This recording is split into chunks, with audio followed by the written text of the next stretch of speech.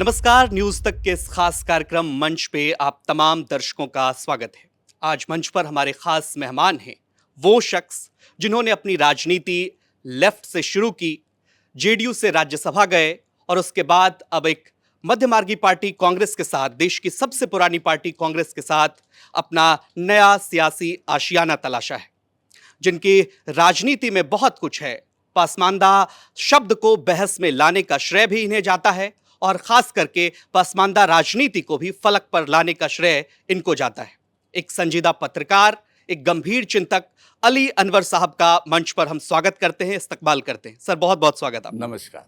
कैसे हैं सर? बढ़िया। जब आपने कांग्रेस का दामन थामा, लोगों ने सोशल मीडिया पर लिखा, बड़ी देर कर दी मेहरवा आते आते। इतना देर क्यों लगा सर कांग्रेस पार्टी ज्वाइन करने में? सही कहा आपने। दरअसल 2017 में नीतीश जी से जब हम वो महागठबंधन तोड़ करके बीजेपी लेड एनडीए गठबंधन के साथ जुड़े तो मैंने बगावत कर दी और उसमें पार्टी से भी निलंबित हुआ और फिर अंत में सदस्यता भी राज्यसभा की ख़त्म हो गई। तब से काफ़ी लम्हा गुजर चुका, गंगा में पानी बहुत बह गया है। लेकिन थोड़ा एक तो साई नेचर का मैं हूँ, अपने से कहीं कभी कोई चीज़ मांगा नहीं और कुदरत का ऐसा निज़ाम है कि के बिरला फाउंडेशन फेलोशिप हो या सरकारी नौकरी हो या पत्रकारिता में जब मैं आया तो किसी ने हाथ बढ़ाया तो मैंने पसंद आया तो कबूल कर लिया।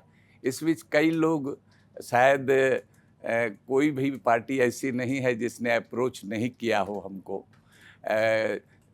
डायरेक्ट इनडायरेक्ट, लेकिन मन नहीं भरा और जब अपने मन लायक कोई पार्टी मिली और उसके तरफ से इशारा हुआ तो मैंने ज्वाइन कर लिया। लंबा सियासी अनुभव रहा, 2 बार आप राज्यसभा के सदस्य रहे। ऐसी कौन सी वैचारिक प्रतिबद्धता थी कि अली अनवर साहब को कांग्रेस पार्टी अब ज्वाइन करना पड़ा? कांग्रेस पार्टी देश की विपक्षी पार्टी है, पैन इंडिया पार्टी है और बड़ी पार्टी है। अभी इसकी जरूरत क्यों आन पड़ी आपको? देखिए, एक तो राहुल जी से जब मैं बागी हो गया और सदस्यता ख़त्म करने की प्रक्रिया चल रही थी, उस दरमियान एक श्रृंखला चली, साझी विरासत बचाओ सम्मेलन का दौर चला। देश के कई राज्यों में हुआ। दिल्ली में भी सबसे पहले कॉन्स्टिट्यूशन क्लब में एक बड़ा सम्मेलन हुआ। उसके बाद ताल कटोरा स्टेडियम में हुआ। उन दोनों सम्मेलनों का संचालन मैं कर रहा था और उन दोनों जगहों पर स्वर्गीय मनमोहन सिंह जी भी उपस्थित थे और राहुल जी भी उपस्थित थे। तो एक तो खास करके ताल कटोरा स्टेडियम वाले सम्मेलन में राहुल जी से थोड़ी बातचीत हुई और मैं उनसे थोड़ा जब बातचीत हुई और उन्होंने, हम देख नहीं रहे थे, वो हमको बुला रहे थे, लेकिन सीताराम येचुरी साहब ने कहा कि राहुल जी आपको बुला रहे हैं।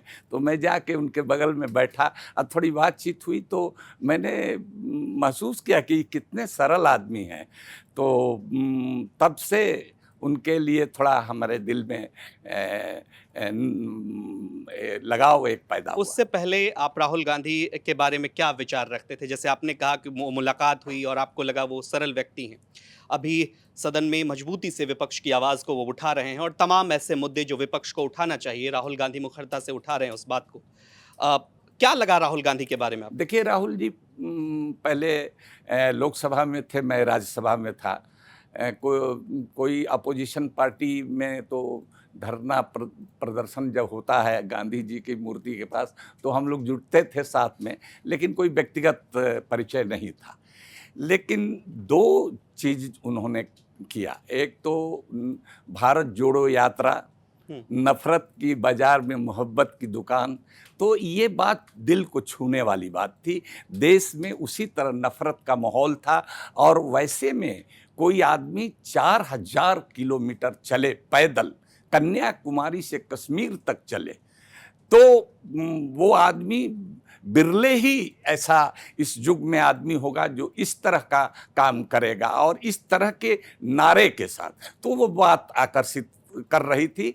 और उसका उस समय योगेंद्र यादव जी थे, मेधा पाटकर जी थे, जिनके साथ हम मिल कर के बहुत पहले से काम करते रहे हैं। तो हम लोगों ने उनकी यात्रा का समर्थन किया था। तो एक तो वो लगा हुआ, दूसरी बात जो दूसरा नारा उनका चला, दूसरी यात्रा जो हुई वो भारत जोड़ो न्याय यात्रा, उसने बहुत जबरदस्त उसमें आकर्षण था। जिस सवाल को हम बहुत पहले से उठा रहे थे, जाति जनगणना का सवाल, जिसकी आबादी जितनी उसकी भागीदारी उतनी का सवाल, आरक्षण का कोटा बढ़ाने का सवाल, इन सब सवालों पर हम पहले से काम कर रहे थे। सर, टोकना चाहूंगा बीच में माफी के साथ, 2009 में जब आपने राज्यसभा में, शायद आप पहले शख्स थे जिन्होंने जातिगत जनगणना का मुद्दा उठाया था इस देश भर में, देश की संसद में, तब तो आपकी पार्टी भी ना साथ थी, ना कांग्रेस पार्टी ने साथ दिया, किसी ने आपका साथ नहीं दिया, और आज वो प्रमुख मुद्दा है कांग्रेस पार्टी का। मेरी आवाज में कहूं, नकार खाने में तूती की आवाज बन के रह गई थी।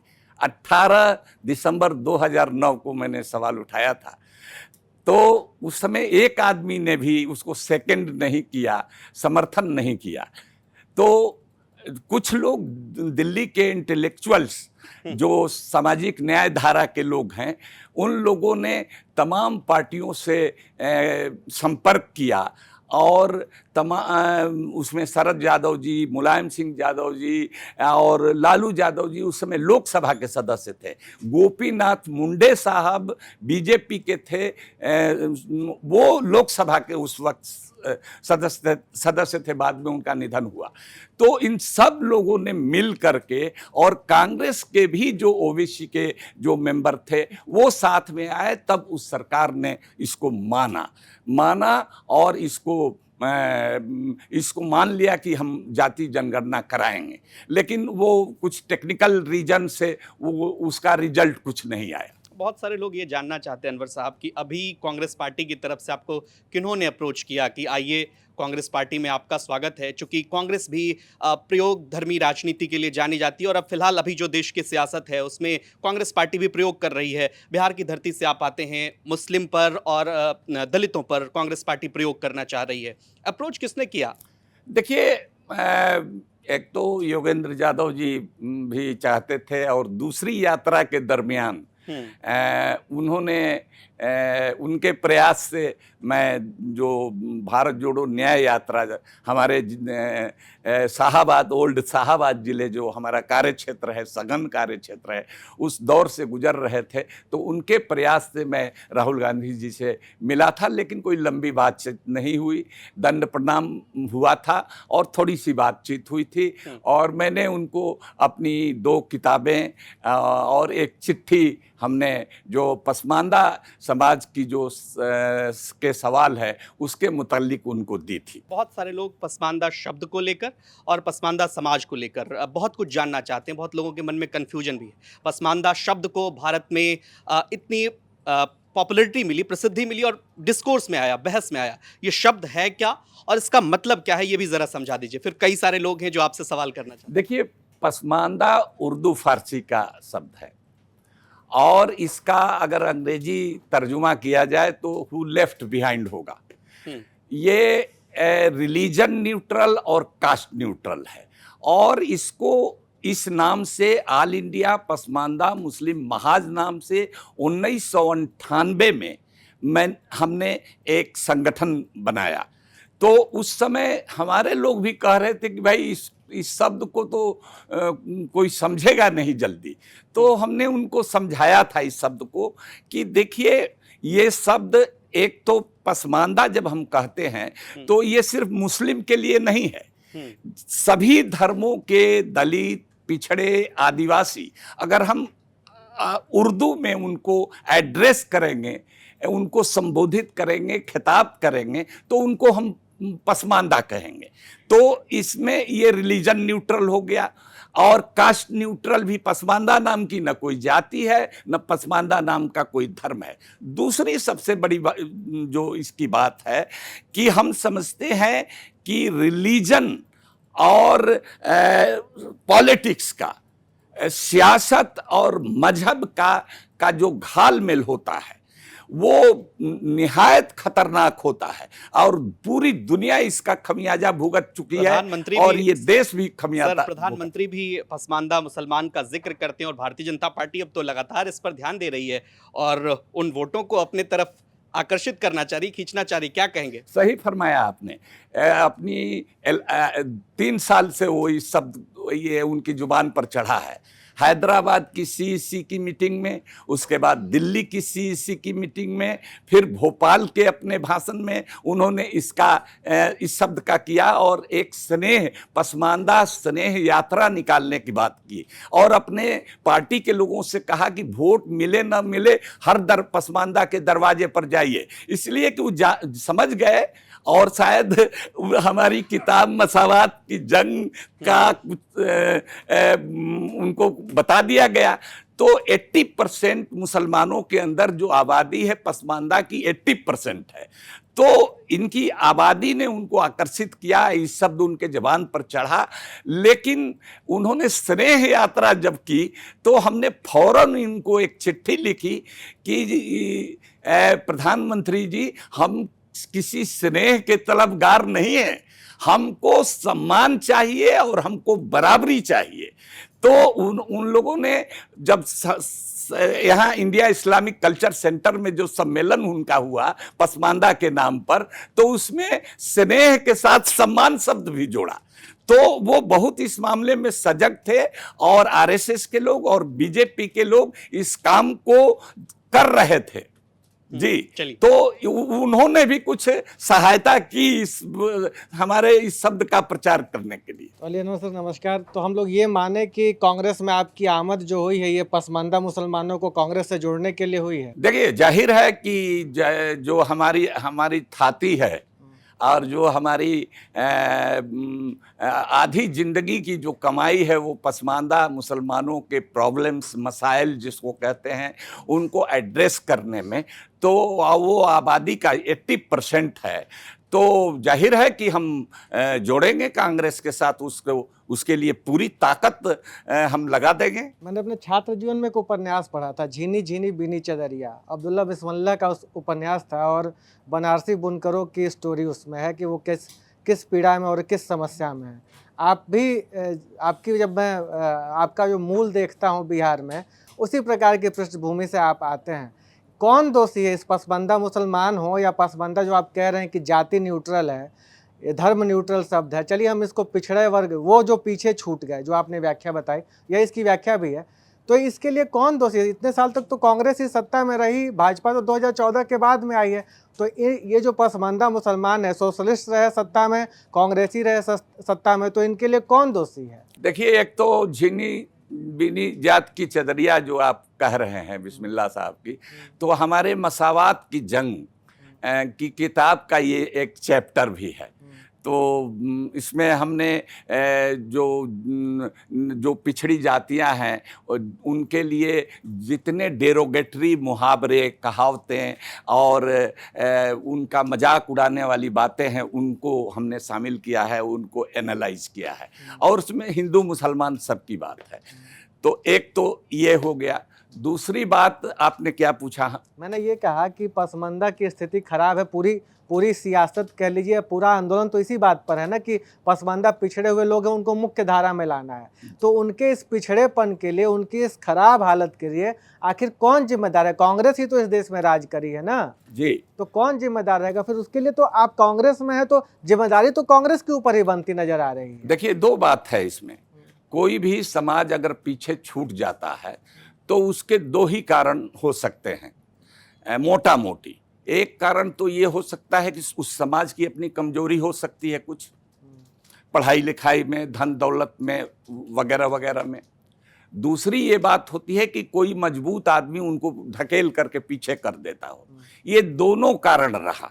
लेकिन एक बात जो कांग्रेस इसके लिए जब ये है, तो हम मानते हैं कि कांग्रेस में इतनी संवेदनशीलता थी कि जब हमने पसमानदा आंदोलन आपको बताया कि 1998 में शुरू किया और उसके बाद 3 विधानसभाओं ने हमारे सवाल को कॉग्निजेंस में लिया और उसके बाद बिहार विधानसभा, उत्तर प्रदेश विधानसभा, आंध्रा विधानसभा, जो सवाल हम उठा रहे थे कि मुसलमान एक मोनोलिथ और होमोजेनस समाज नहीं है, हिंदू समाज में जो जातियां हैं उसी तरह की जातियां हमारे में भी लगभग हैं, तो एक सवाल वो था।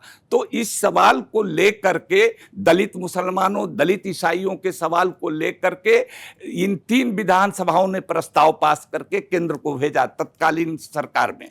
उसके पहले समझिए कि कांग्रेस की सरकार जब बनी 2004 में, मनमोहन सिंह जी की यूपीए 1 की सरकार, तो उसने 2 कमीशन बनाया। ये उसकी संवेदनशीलता थी। एक Sachar committee, high prime minister high power committee, और दूसरा रंगनाथ मिश्रा कमीशन, जो कमीशन ऑफ इंक्वायरी एक्ट के तहत गठित हुआ। और इन दोनों कमीशन के सामने में पेश हुआ, हमारी किताब उन लोगों ने पढ़ी, हमको अलग से बुला के बात की, हमारे साथियों के साथ बात की और पूरे देश में घूम करके इस सवाल का अध्ययन किया। और हमको खुशी है कि इन दोनों कमीशन ने जो सवाल हम एड्रेस कर रहे थे उन सवालों को उन लोगों ने माना और उसकी सिफारिश की।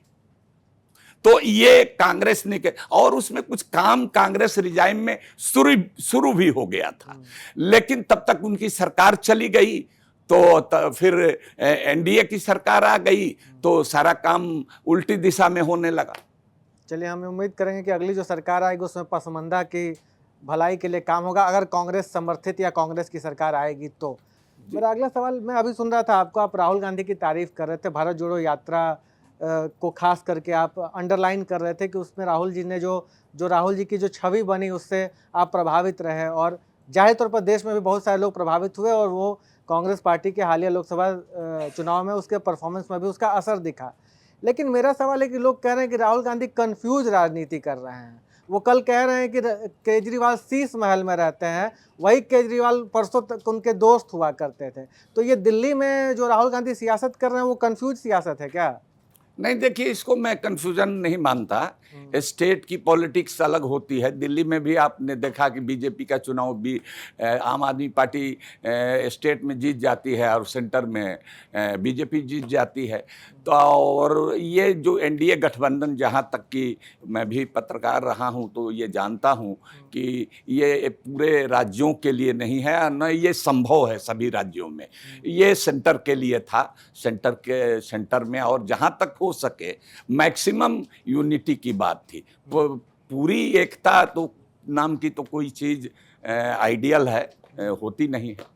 हाँ, लेकिन एक करप्ट, जिस पर आप करप्शन का आरोप लगा रहे हैं, उसके साथ किस प्रकार की एकता, वो किस प्रकार की राजनीति है? देखिए, उसको देखने का अलग अलग नजरिया है।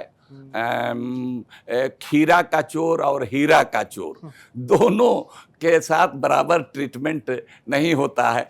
हम लोग बचपन में टमाटर, हमारे स्कूल के बगल में टमाटर की खेती होती है, तो ये बानरी सेना जब टिफिन होता था तो कुछ टमाटर वगैरह मैंने तोड़कर खा लेते थे।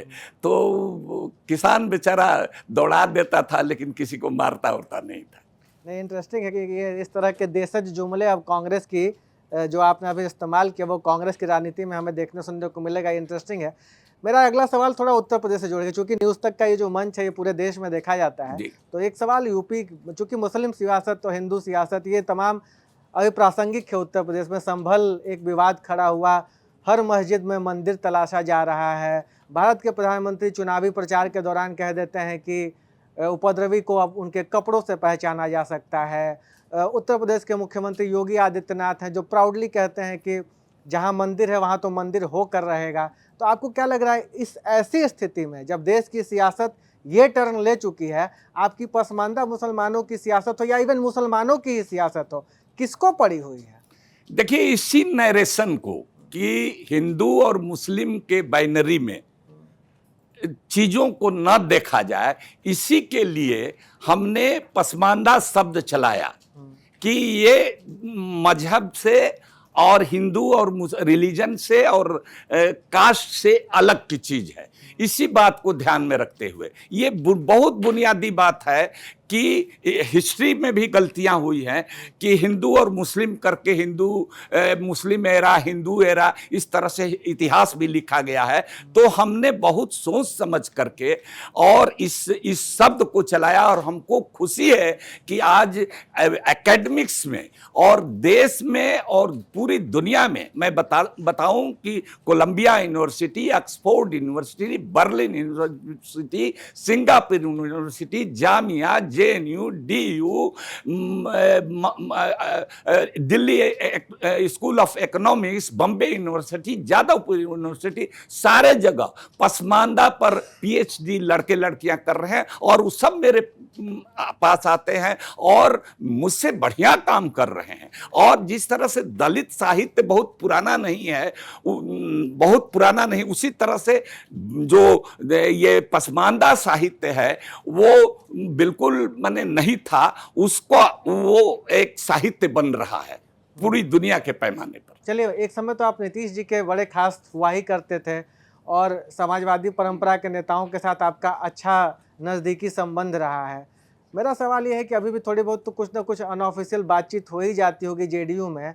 JDU अब कब पलटी मारने जा रही है? नीतीश कुमार कब पलटी मारने जा रहे हैं? देखिए, जो कंफ्यूज शब्द आप राहुल जी के लिए कर रहे हैं, अभी नहीं, मेरा शब्द नहीं था, लोग सोशल मीडिया पर लिख जिनका रहे भी हो, हाँ। वो हम नीतीश जी के लिए अभी हम समझ रहे हैं कि हम जब तक थे, आप समझ लीजिए कि वो 200 की संख्या पूरा कर चुके थे, और तब उनको हमने साथ दिया था, जबकि उनको कभी लालू यादव को पराजित नहीं कर पाते थे, तो साथ दिया था और पूरी सरकार उनकी बनी। और जब तक मैं रहा, अच्छी संख्या में मुस्लिम भी जीतते रहे। मैं जब उनसे छोड़ करके हट गया तो 43 पर आ गए, एक भी मुस्लिम उनका MLA नहीं जीता। एक 12 प्लेयर बसपा से जीते हुए आदमी को, MLA को लेकर के वो अपनी सरकार में मंत्री बनाए। मतलब अभी U-turn नहीं लेने वाले हैं नीतीश कुमार? नहीं, देखिए, अब ये उनके बारे में कंफ्यूज इसीलिए कह रहे हैं, कंफ्यूज दरअसल वो है, वो नहीं तय कर पा रहे होंगे कि किधर जाएं, क्या यह है। बहुत वो नाप तौल करके चीज़ों को मने करते हैं। जिस पृष्ठभूमि से आप आते हैं, वहाँ के युवाओं का एक सपना होता है सरकारी नौकरी पाना। आपकी सरकारी नौकरी लगी थी, आपने उसे छोड़ा, फिर आप पत्रकार बन गए। फिर एक वो भी दौर आया होगा कि जब आपको लगा कि ये पत्रकारिता में भी बहुत कुछ नहीं रखा, अब यहाँ से राजनेता बन जाते हैं। तो क्या कभी कुछ हुआ इसके पीछे, कोई कहानी रही? क्योंकि ये 2 फेज हुए, तो सरकारी नौकरी छोड़ के पत्रकारिता, और उसके बाद फिर पत्रकारिता को भी छोड़ के नेता बन जाना। बिल्कुल सही फरमाया, पीछे की बात है। देखिए, मैं 1967 में जब KB साहब मुख्यमंत्री थे और गोली चली थी और एक छात्र मारे गए थे पटना BN कॉलेज के, उस समय 2-3 महीने तक स्कूल कॉलेज बंद रहे। उस समय मैं 8वें दर्जे में था और हमने एक पर्चा छपवा दिया था, पढ़ाई नहीं तो फी नहीं। तो इसको लेकर के हमको उस समय डुमराव राज हाई स्कूल था, महाराजा बहादुर का वो स्कूल था, तो उसमें मैं नेशनलाइज नहीं हुआ था, प्राइवेट था, तो उसमें मैं पढ़ता था और मेरा फ्री शिप था, फुल फ्री था मैंने। लेकिन मैंने जब ये पर्चा छपवा दिया, पढ़ाई नहीं तो फीस नहीं, तो हमको स्कूल से रेस्ट्रिकेट कर दिया गया। जब संबित सरकार बनी महामाया बाबू के नेतृत्व में और कर्पूरी ठाकुर जी जब मुख्यमंत्री बने, तब हमको बुला करके फिर रिस्टोर किया गया।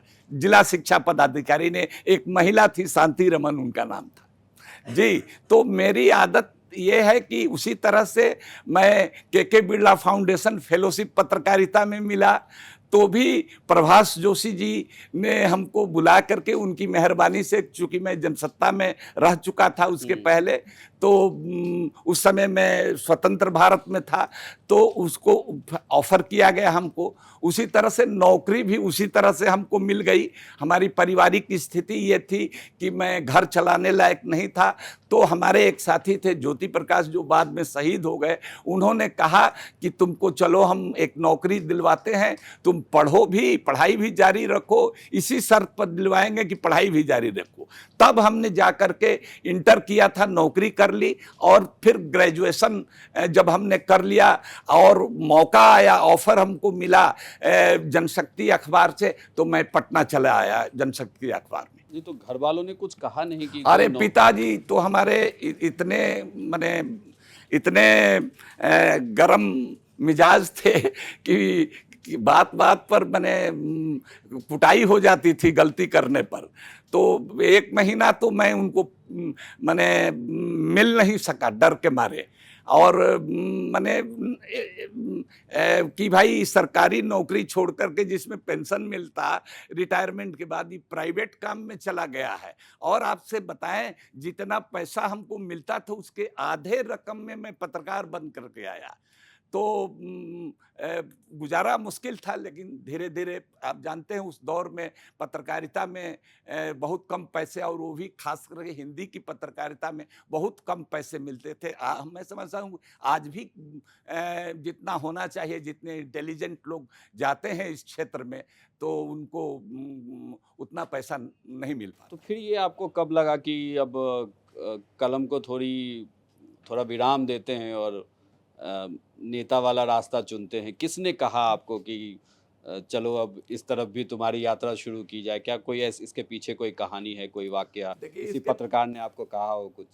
इसके पीछे वही कहा कि अजीब संजोग है। हाँ। कि किसी ने नहीं कहा, लेकिन मेरी किताब जो मसावात की जंग आई, तो उसका विमोचन करने बीपी सिंह साहब, पूर्व प्रधानमंत्री, वो कैंसर के मरीज थे, डायलिसिस पर रहते थे। जिस दिन पटना गांधी मैदान में ये विमोचन होना था, उसके 1 दिन पहले उनका बीपी फ्लक्चुएट करने लगा, नहीं गए, तो उन्होंने प्रोग्राम स्थगित कर दिया। हमने उनको आग्रह किया फ़ोन करके कि सर, हम तो मुंह दिखाने लायक नहीं रहेंगे। पहले ही कह रहे थे कि भला बीपी सिंह साहब आएंगे किताब का विमोचन करने। 7 साल से बीपी सिंह जी नहीं आए थे बिहार में।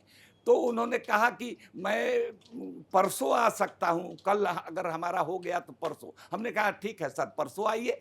तो वो परसों पहुँचे, तो उसी समय बीपी सिंह साहब एक दूसरी किताब का पटना के रामलीला मैदान में हम लोगों ने एक सभा की, तो उसमें हमारी दूसरी पुस्तक दलित मुसलमान का भी उन्होंने विमोचन किया यहाँ। तो एक तो ये सिलसिला था कि राजनीति की तरफ, दूसरा सबसे बड़ा सिलसिला था कि उसके पहले कि अगर प्रभास जोशी जी ने हमको मसावात की जंग फेलोशिप, के बिरला फेलोशिप नहीं दिलवाया होता, और हमारी किताब मसावात की जंग नहीं आई होती, और उसको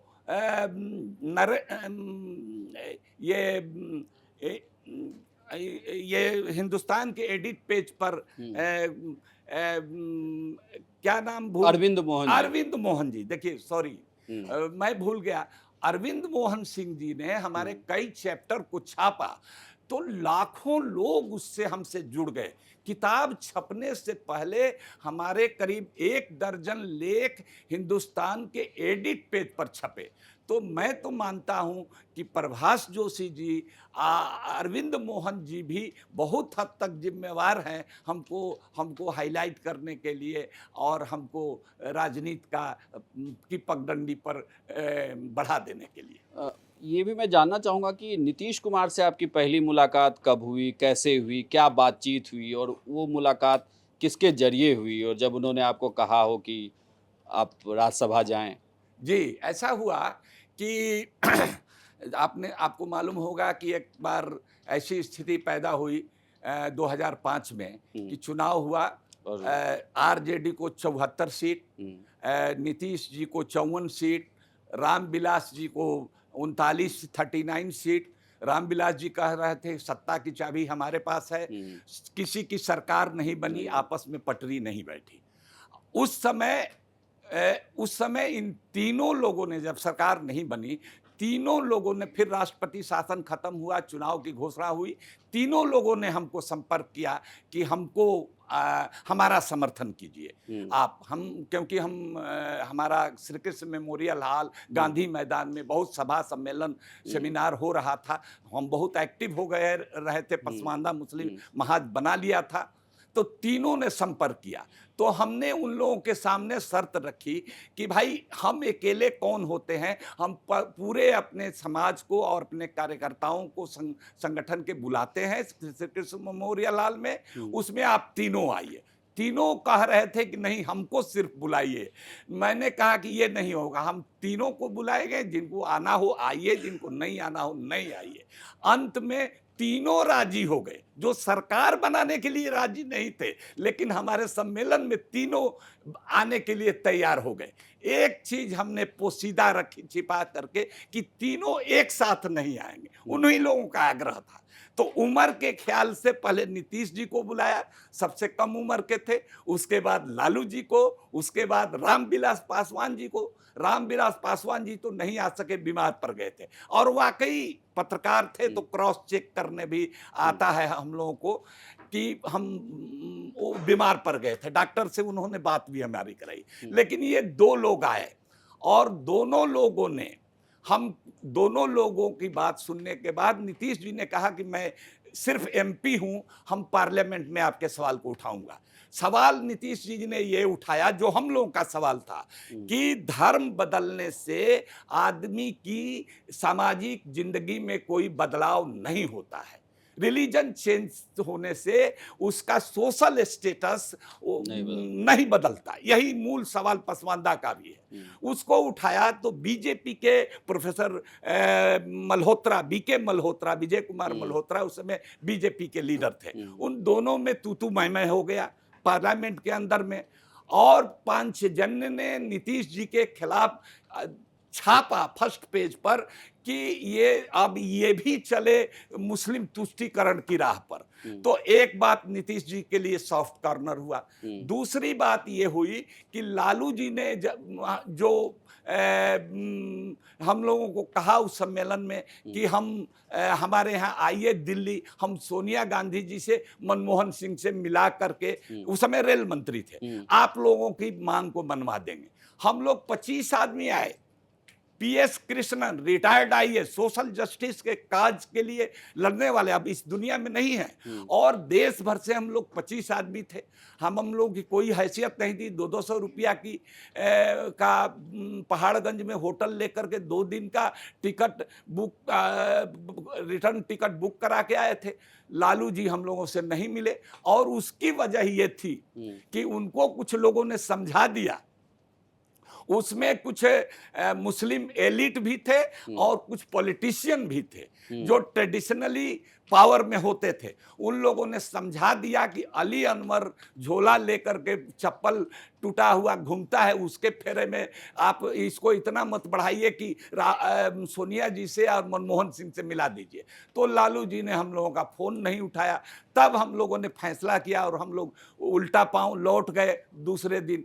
तब हम लोगों ने, फिर लालू जी ने, और पटना में ऐसे लोगों को साथ लेकर के लालू जी का एक सम्मेलन भी हुआ उसी श्री कृष्ण मेमोरियल हॉल में।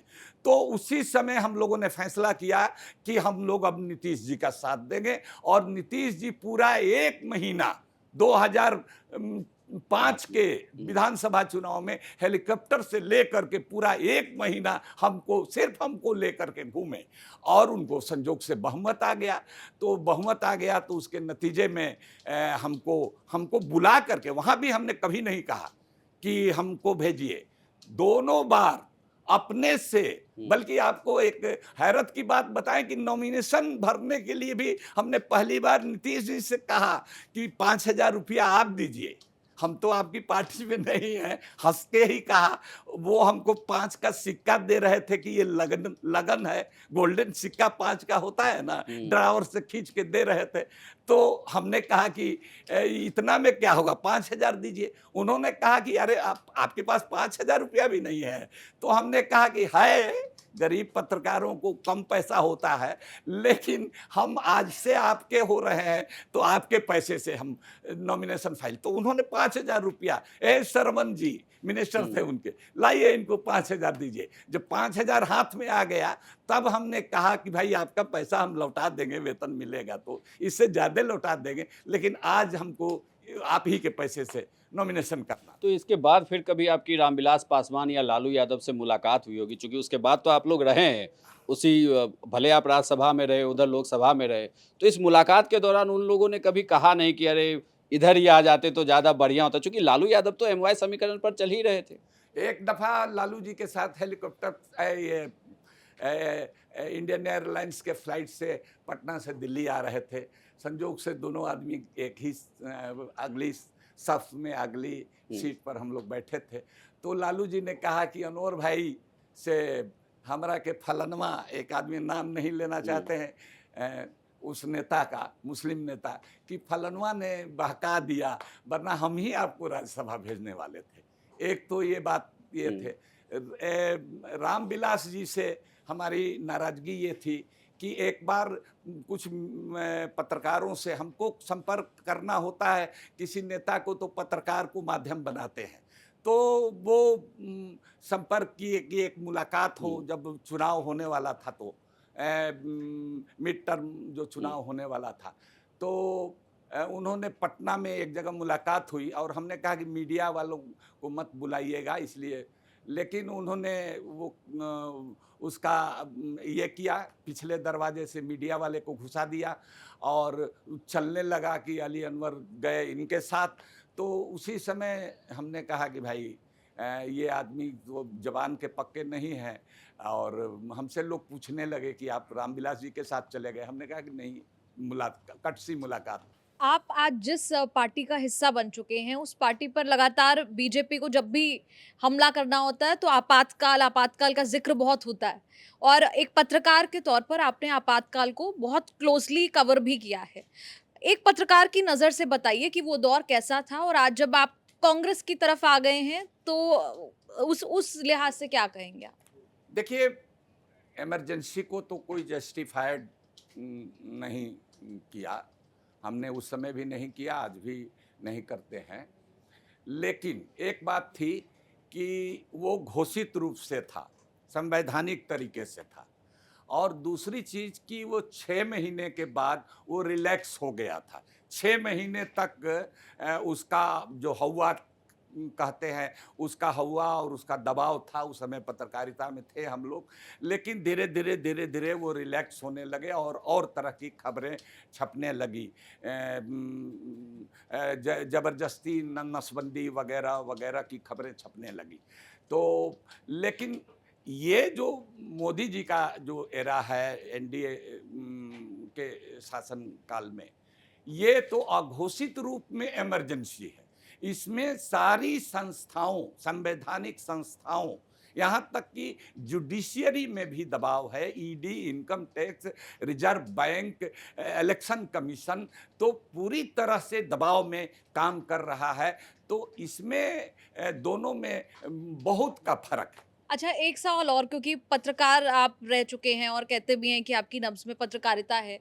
दिल्ली में इस वक्त चुनाव है और हर पत्रकार का अपना एक एनालिसिस है। कोई पढ़ाई, कोई रिसर्च की है दिल्ली के चुनाव को लेकर अभी तक आपने, कि हवा किस तरफ है? देखिए, एक बात है कि कल जो हम सदस्यता ग्रहण कर रहे थे 24 अकबर रोड में, कांग्रेस मुख्यालय में, तो हमारे करीब 250 साथी दिल्ली के, जो उसमें हिंदू मुसलमान सब थे, तो इस बाइनरी से हट करके हम पसमानदा में दलितों के बीच, आदिवासियों के बीच गंगा मुक्ति आंदोलन हो, सामाजिक न्याय आंदोलन बिहार हो, ओबीसी महासंघ हो, अति पिछड़ा हो, महादलित हो, सब लोगों के साथ मिल के काम करते हैं। तो 200-250 लोग हमारे कल मौजूद थे वहाँ पर। तो और सब लोगों से हमने अपील की कि इस चुनाव में कांग्रेस को आप लोग मदद कीजिए।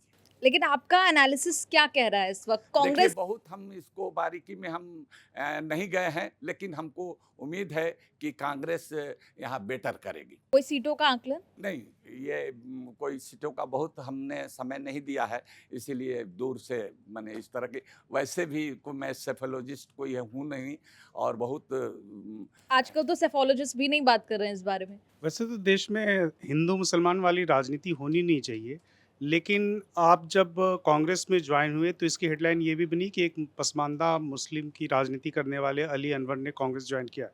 तो कांग्रेस को इसका क्या फ़ायदा मिलने वाला है? बहुत फायदा मिलेगा। देखिए, ट्रेडिशनली कांग्रेस के साथ एक चीज जान लीजिए, आज़ादी की लड़ाई के समय जितने राजे रजवाड़े नवाब और एलिट मुसलमान थे, वो मुस्लिम लीग की राजनीति के साथ थे। और ये जो पसमानदा शब्द तो हमने चलाया, लेकिन ये मोमिन शब्द से 1940 में 40,000 पसमानदा मुसलमान, उनको कहिए, अब्दुल कय्यूम अंसारी जो फ्रीडम फाइटर थे, वो 40,000 की संख्या में इंडिया गेट पर आ गए थे, एक सूत्री डिमांड के लिए कि मुल्क का बंटवारा मजहब की बुनियाद पर मत करो। ये, और हम पाकिस्तान बनाने के खिलाफ हैं, और दूसरा बात कि हम हिंदू राष्ट्र के भी खिलाफ हैं, हम सावरकर के भी हिंदू राष्ट्र के भी खिलाफ हैं, और मुस्लिम लीग के पाकिस्तान अलग करने के भी खिलाफ हैं। ये पसमानदा मुसलमान उस समय से जुड़े हुए थे कांग्रेस के साथ, लेकिन बाद के दिनों में ऐसा हुआ कि ये लोग चूंकि गरीब हैं, पिछड़े हैं, और इनकी कोई मजबूत आवाज़ नहीं रही, तो ये धीरे धीरे पार्टियों से माने किनारा हो गए। कल जब आपकी कांग्रेस पार्टी में ज्वाइनिंग हुई तो 2 चेहरे मुस्लिम चेहरे पार्टी में एक साथ शामिल हुए, एक अली अनवर साहब और दूसरी निगत अब्बास, जो बीजेपी से आई हैं। तो कांग्रेस के फ़ायदे की कौन से मुस्लिम हैं? जो बीजेपी से कांग्रेस में आई, जिन्होंने घर में मंदिर बनवा रखा था, या अली अनवर साहब जो पिछले कई सालों से पसमानदा मुसलमान के नाम पर एक मूवमेंट चला रहे हैं? हम हर तरह की सांप्रदायिकता के खिलाफ हैं, हर तरह के फंडामेंटलिज्म के खिलाफ हैं। हमारा ये मान, हम ओवैसी साहब, इत्तेहादुल मुस्लिमीन माने क्या होता है? मुसलमानों एक हो जाओ। वो उतना ही खतरनाक है जितना ये बात खतरनाक है कि हिंदुओं एक हो जाओ। इसीलिए हम ओवैसी साहब की खिलाफ हैं, और उतना ही हम आरएसएस और संघ परिवार के भी खिलाफ हैं। तो हमारी जो राजनीति है, हर तरह की सांप्रदायिकता, हम इसको समझाते हैं अपने लोगों के बीच कि जैसे दूध को गुनगुना करके और एक हांडी में 2 चम्मच जोरन डाला जाता है, उसी तरह से हिंदू सांप्रदायिकता को घनीभूत करने में, जमाने में मुस्लिम सांप्रदायिकता बहुत सहायक होती है, जमा देती है। ओवैसी साहब यही काम कर रहे हैं। लेकिन मेरा सवाल निगत अब्बास के लिए था। नहीं, उनको मैं नहीं जानता, मैंने न वो पहली बार उन्होंने भी उनको बहुत सालों तक राजनीति की है और बीजेपी में रहकर हिंदुत्व वाली राजनीति की है। मैं भी और किया हो, लेकिन हमारा कोई उनसे परिचय नहीं है। पहली दफा कल उनको देखा। अच्छा, एक सवाल ये कि आपने कांग्रेस पार्टी को क्यों चुना? आप बिहार से बिलोंग करते हैं। बिहार में अगले साल चुनाव, इसी साल चुनाव होने वाले हैं, और दूसरी बात ये कि कांग्रेस बिहार में उतनी मजबूत स्थिति में नहीं है। आपके पास एक ऑल्टरनेटिव, अगर जेडीयू में नहीं रहना था, आप नहीं रहे, वहाँ से निकल गए, तो आरजेडी के नाम पर आपने क्यों नहीं विचार किया? मैंने पहले ही इसका जवाब दिया कि कोई पार्टी ऐसी नहीं है। एक नई पार्टी इनकी भी, पीके साहब की भी बनी है, और जो भी पार्टियां हैं बिहार में, उस सब लोगों ने हमको संपर्क किया, लेकिन मेरा दिल रुजू नहीं किया। मेरा दिल जिसको कबूल करेगा उसी के साथ आदमी जाता है। हाँ, तो मेरा यही सवाल है कि लालू जी के साथ आपके पुराने इतने संबंध रहे हैं, आपने बहुत सारे किस्से भी सुनाए इस बातचीत में, तो फिर आरजेडी क्यों नहीं? वहाँ बिहार में कम से कम एक स्थिति में है कि कल को दिन अगर चुनाव जीत जाएंगे तो सरकार बन जाएगी। सरकार बन जाएगी तो शायद मुसलमान या पसमानदा मुसलमानों के लिए पार्टी कांग्रेस से ज़्यादा कुछ करने की स्थिति में होगी। देखिए, दरअसल मैं 2 टूक बात करता हूँ। हमसे तेजस्वी यादव जी से हमारी बात हुई थी, और उन्होंने ये हमको संदेश दिलवाया था, जो अभी राज्यसभा के सदस्य हैं, उनके साथ ही उनसे कहलवाया था कि माइनॉरिटी का ऑल इंडिया का अध्यक्ष आपको बनाया जाएगा। तो मैंने उनको कह दिया था कि मैं माइनॉरिटी मेजॉरिटी की पॉलिटिक्स नहीं करता, मैं पसमानदा की पॉलिटिक्स करता हूँ। सर मेरा सवाल है कि जब आपको नीतीश कुमार के पार्टी जेडीयू से निकाला गया, निष्कासित किया गया था, तो क्या कह के कुछ कह के निकाला गया था? जी नहीं, हमने सिर्फ इतना ही हमने कहा था जो जिसमें कही एक पॉलिटिकल लाइन की बात थी उसमें, कि हम लोग जो चुनाव जीते थे वो ग्रैंड अलायंस में लालू जी की पार्टी और कम्युनिस्ट पार्टियों और सब लोगों को मिला करके जीता था चुनाव। तो हम लोगों को जनता का, बिहार की मतदाताओं का अपमान था कि बिना पूछे हुए हम उधर पलटी मार करके चले जाएं रातों रात। तो हमने यही किया था, बस इतना ही, कोई बदकलामी बदजुबानी नहीं की, हमारी आदत में शुमार नहीं है ये। हम जिसके साथ रहे न रहे, बहुत शालीनता से कहा था कि मेरा जमीर गवारा नहीं करता कि जहां वो गए हैं माननीय नीतीश जी, वहां मैं उनके साथ जाऊं, इतना ही कहा था। अब इसी को गुनाह मान लिया गया, इसी पर डबल इंजन की सरकार थी। मैंने फ्लोर क्रॉस नहीं किया था, कोई ऐसा कोई कलामी बदजुबानी नहीं की थी हमने, लेकिन कायदे से मेंबरशिप नहीं जानी चाहिए। अगर डबल इंजन की सरकार नहीं रहती तो हम लोगों की इतनी सी बात के लिए सदस्यता हमारी नहीं जानी चाहिए थी, लेकिन चली गई। सर दूसरा सवाल था कि अभी जैसे आप जेडीयू से इसमें आए कांग्रेस में, तो क्या ये ऐसा नहीं लग रहा है चुनावी माहौल में आने से कांग्रेस कोई नई स्ट्रेटजी बिहार चुनाव को लेकर रणनीति तैयार कर रही हो? तो वो कोई रणनीति आपको पता हो जो बिहार में कांग्रेस अप्लाई करने वाली हो? बिल्कुल, बिल्कुल सही है।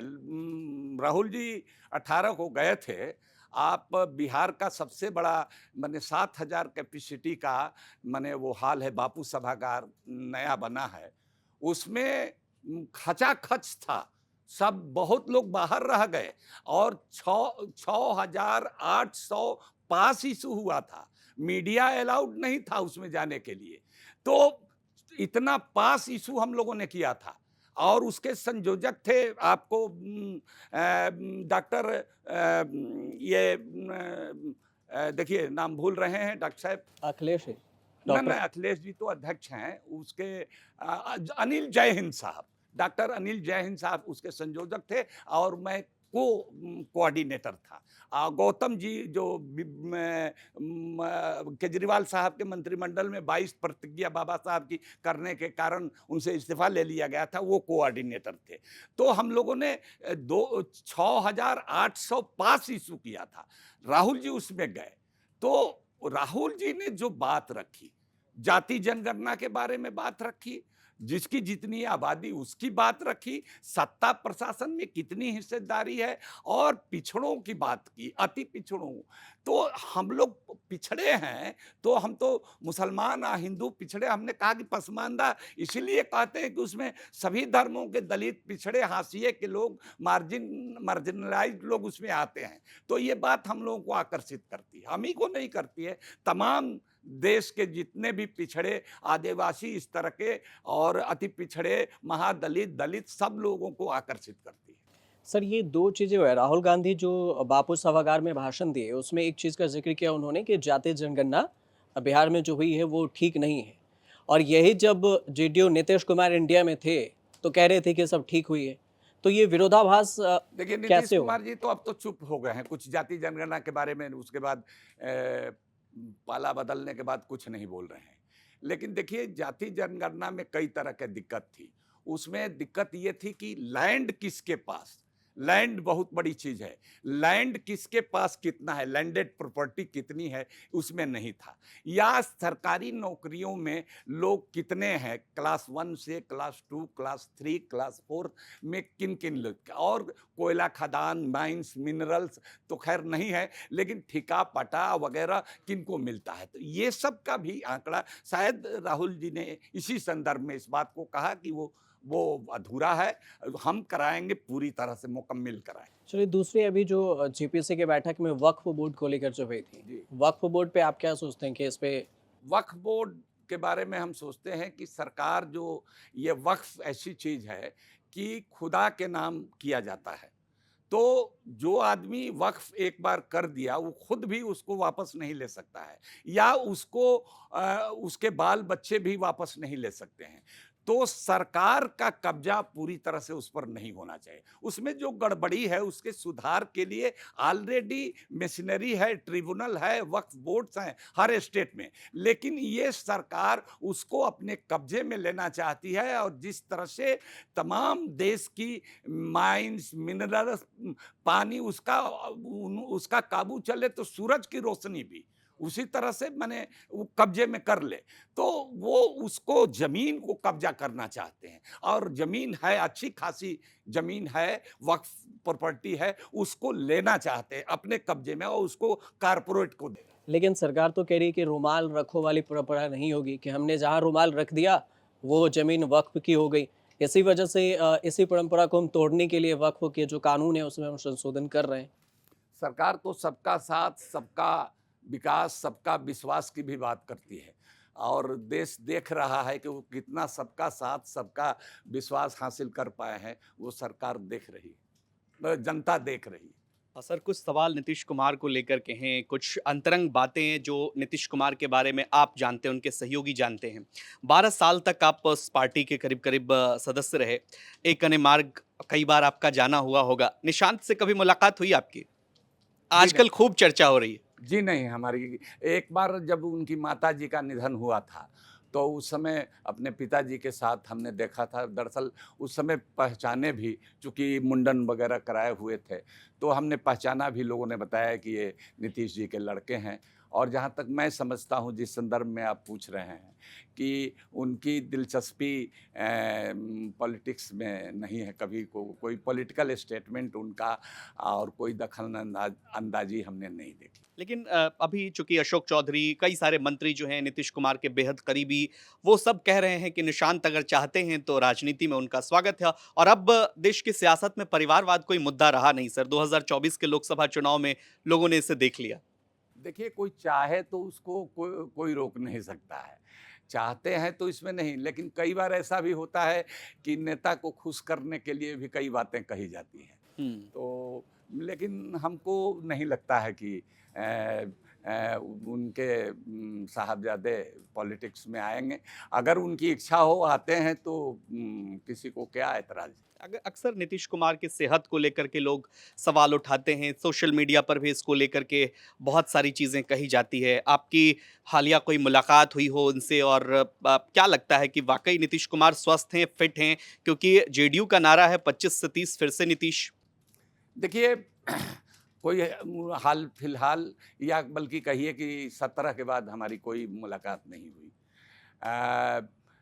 तो लेकिन कुछ बातें ऐसी, उनके जो बहुत संजीदा पॉलिटिशियन माने जाते थे, और बहुत बोलने का, उनके आचार व्यवहार का बहुत संजीदा तरीका था। लेकिन मेरा बहुत मान सम्मान भी था वहाँ। मैं भी उनको बहुत आदर करता था। लेकिन कुछ बातें ऐसे उनकी ज़बान से निकली जिसके लिए उनको खुद भी उसके लिए खेद प्रकट करना पड़ा। तो अब है, आदमी कई तरह की परेशानियों में रहता है, प्रेशर में रहता है, तो कुछ बातें ऐसी निकल जाती। एक पॉलिटिकल पार्टी का उदय होता है बिहार में और जोर शोर से उसकी खूब चर्चा होती है। नाम प्रशांत किशोर, पार्टी का नाम जनसुराज। जनसुराज की जो अवधारणा है, वो कह रहे हैं कि आमूल चूल बदलाव।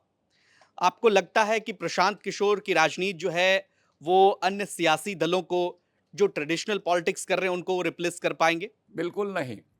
उनको जन सुराज नहीं, उनको धन सुराज कहना चाहिए। उनके पास अपना भी बहुत पैसा है, लेकिन उतना पैसा नहीं है जितना वो खर्च कर रहे हैं। माने हम उनके पूरी मैनेजरियल टीम हमारे पास 2-2 बार आई। कौन लोग थे सर उसमें? कोई हैं? कोई कोई नाम जो आप बता सके कौन लोग थे उसमें? नहीं, नहीं, नाम बताना वाजिब नहीं है और नाम भी याद नहीं रहता है, लेकिन ठीक है। हमारे कुछ परिचित लोग भी उसमें थे, जो उनके तो उनकी तनख्वाह लाख से ऊपर की होती है और बहुत लोग जो उनके लिए काम कर रहे हैं ज़िले-ज़िले में, उनको भी अच्छा खासा माने पैसा मिलता है। ये हमने सुना है, कई लोग जिनको पैसा मिलता है, हमको बताया भी, हमसे कुछ लोग मिलने आए थे, तो हमने कहा कि अरे भाई कहाँ जा रहे हैं, इसका तो फायदा बीजेपी को होगा। तो उन लोगों ने कहा कि अरे भाई बेरोजगार बैठे हुए, कोई नहीं पूछता है कि एंगेजमेंट है तो। चलिए, बहुत शुक्रिया सर, आप मंच पर आए, लेकिन जाते-जाते आपको ये मंच कैसा लगा, इस पर चाहूँगा कि आप अपनी टिप्पणी ज़रूर करें। बहुत शुक्रिया। मैं पहली दफ़ा समूह में मैं आप लोगों को, चूँकि इसी बिरादरी से मेरा ताल्लुक़ है, वरना कोई नया आदमी आए तो वो बहुत घबराया हुआ आएगा।